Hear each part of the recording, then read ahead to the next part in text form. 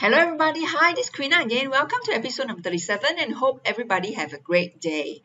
Ripple is in the news again, more great news because they are partnering now with Israel's largest bank, GMT, and Turkey's Akbank, one of the largest banks in Turkey, have also successfully started using Ripple already for their money transfers to UK bank Santander. So this is really great news for it seems like Ripple's expansion is really unstoppable, yeah. And basically, it's just partnership after partnership. And just to recap, who are the companies that Ripple has already partnered with? Is GMT is joining companies like MoneyGram, American Express, CIBC, Earthport, Akbank, and many more who are already authorized to use Ripple's platform. Yeah. Yeah, very, very interesting. And so just very quickly, so this week alone, they have already see 5 financial institutions joining RippleNet or expanding its use to new corridors for cross-border payments, including GMT, which is in Israel, Akbank in Turkey, UAE Exchange, Coin1 Info. Yeah, so great stuff.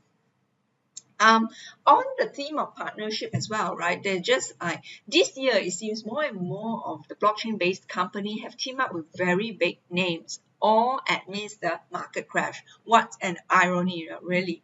So, despite the bear market of 2018, it appears that more blockchain-based companies that are ever teaming up are some of the most powerful influential corporations in the world, specifically Play Game, a direct-to-play gaming platform where users can play for free, create their own competitions, and win pool prizes, has announced a 1-year collaboration with Walt Disney Company, Southeast Asia. Yeah, so it will feature very popular characters like Mickey Mouse, and Olaf from the show Frozen. What else is interesting? So the thing is this,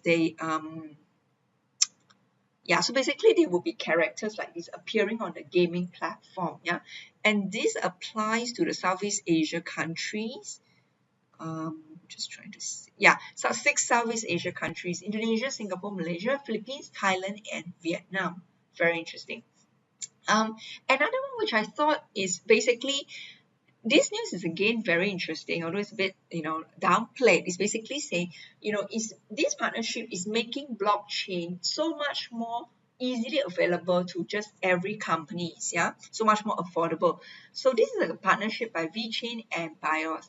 VeChain is a global leading blockchain platform which have their own token, and BIOS Middle East, a top managed cloud provider in the UAE, have partnered to co-market and implement a framework of blockchain as a service and blockchain enabled cloud services.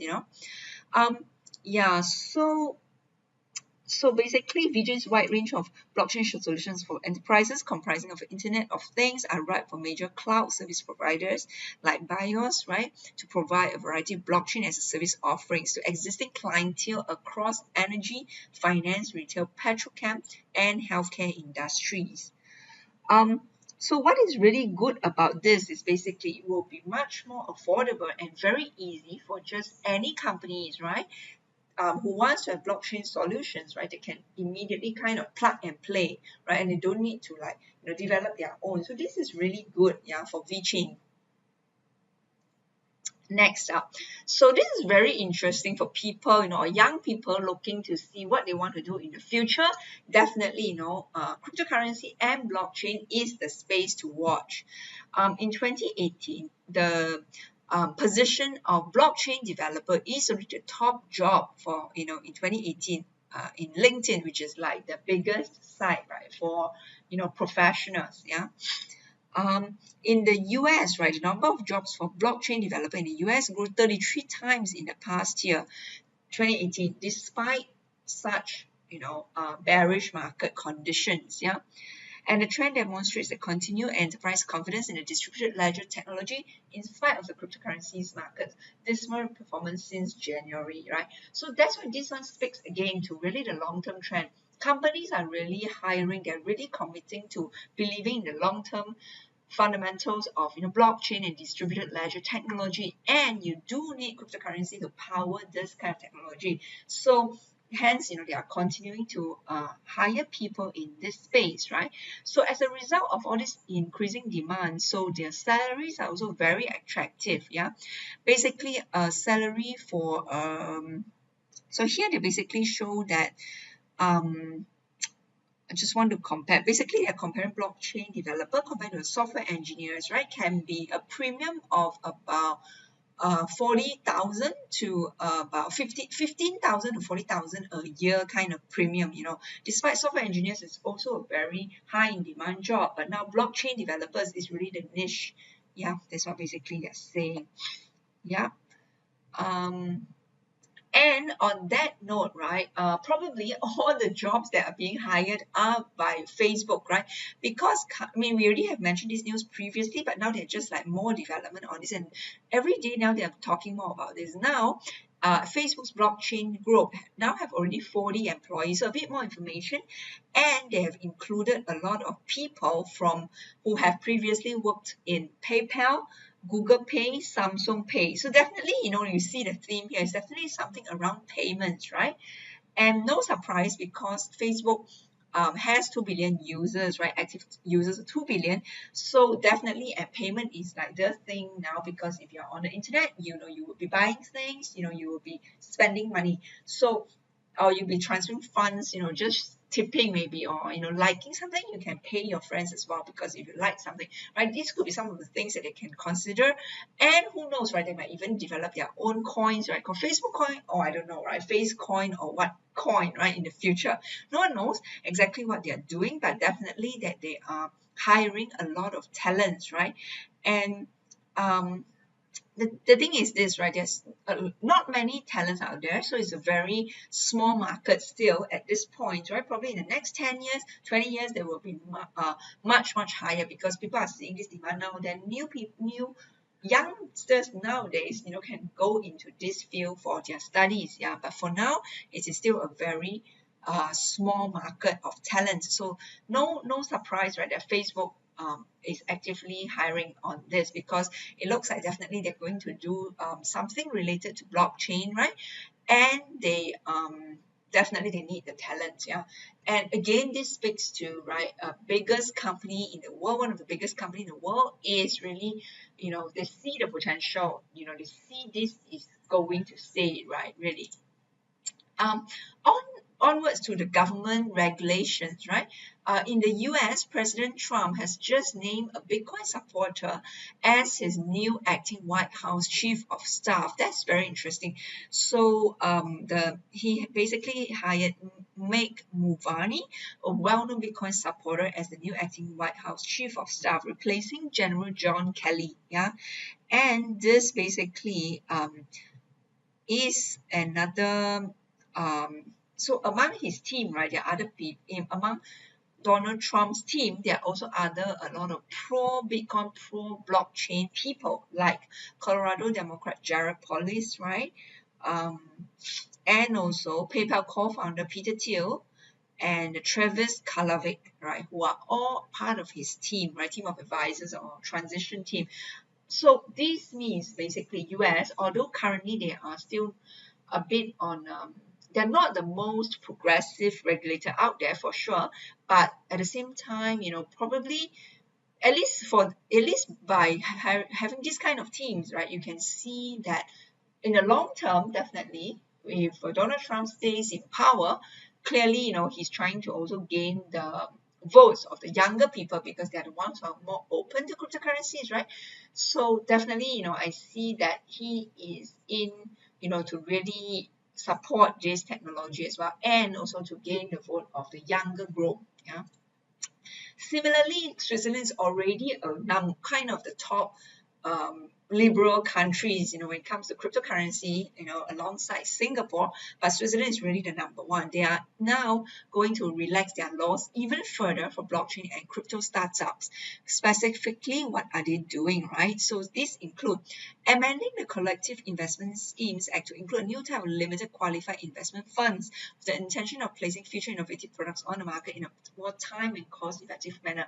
This I foresee is something like ETF, right, which they already have similar things like that called ETP, but I think so they are now probably going to have even more um, funds, right? Kind of like mutual funds equivalent, but dedicated to cryptocurrency. That I think is only limited to only rich people, right?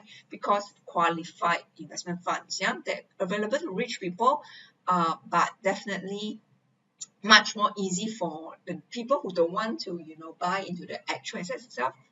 This is one way where they can get into the market, yeah.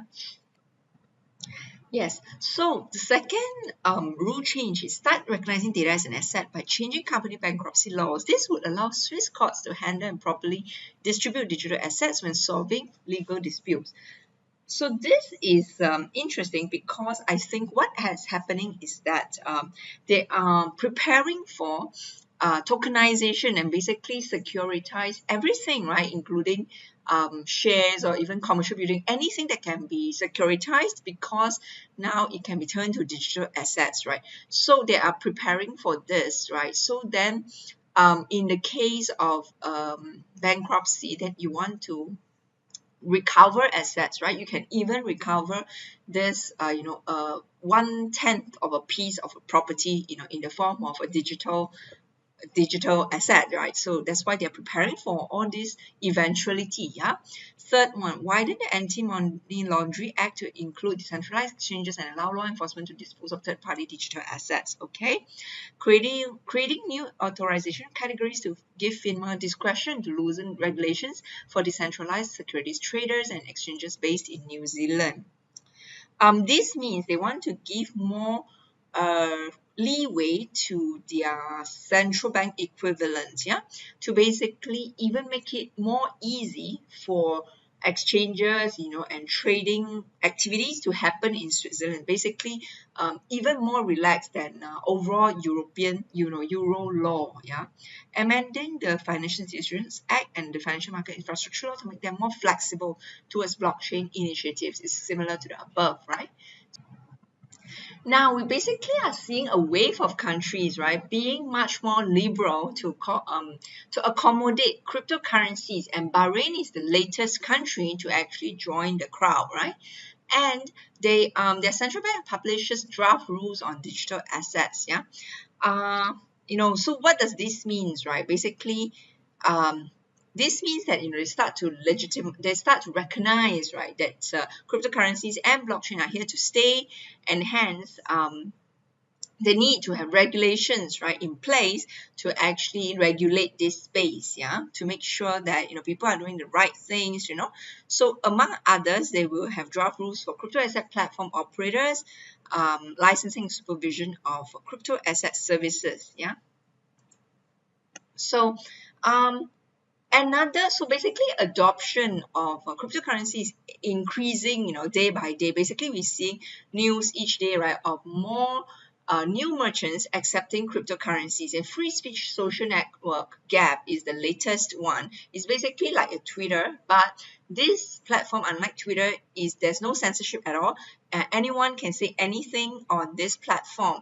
What happened was that they have recently been denied service from all the established payment processors, including PayPal, and even Coinbase, BitPay as well, because BitPay and Coinbase are okay, but their banks that are processing it, refuse to accept, to refuse to work with Gap because now there's a controversy because of one of its user um, have actually not long after using it have gone on to murder 11 people, right?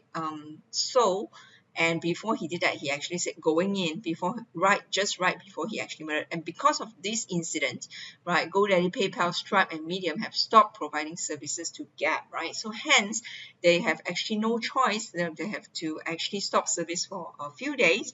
And then what happened is now they are able to work with cryptocurrency processor BTC Pay, which is like the latest one, something like BitPay and Coinbase, where they're able to provide crypto merchant services basically. So allow merchants to accept cryptocurrency, and if they so want, they can convert it directly back to fiat currency to avoid the volatility.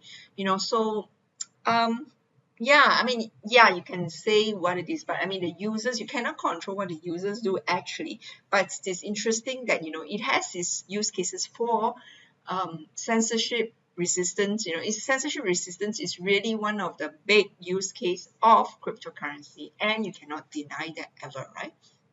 And BitPay CEO basically is saying that blockchain payments mass adoption is 3 to 5 years away, where previously he thinks it's 10 years. Now he thinks it's brought forward to 5 years. Is basically what he's saying, and he said this in an interview on CNBC.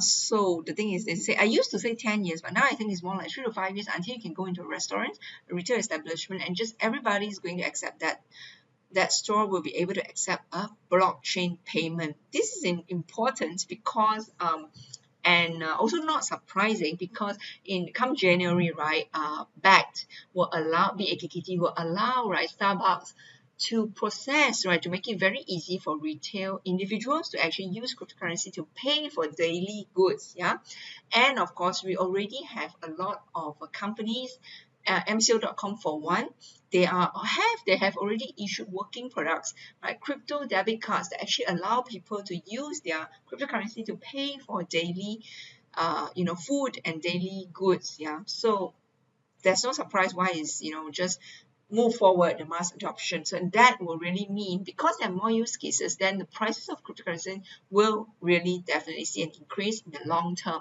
my opinion. Now, latest use case of blockchain, and which means the underlying cryptocurrency, has another use case, which is education. What it is, in summarize, basically it solves the problem to say that a lot of degrees, a lot of diplomas are fake. Right? A lot of information that people claim that they have got that accreditation is actually fake.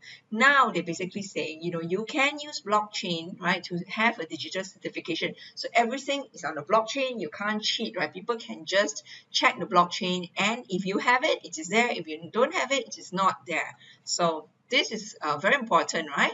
And this is very interesting now. The latest news, which is very, very recent, is just like December 14th. Bakkt company actually came out to confirm that they are on track to actually launch on January 24th.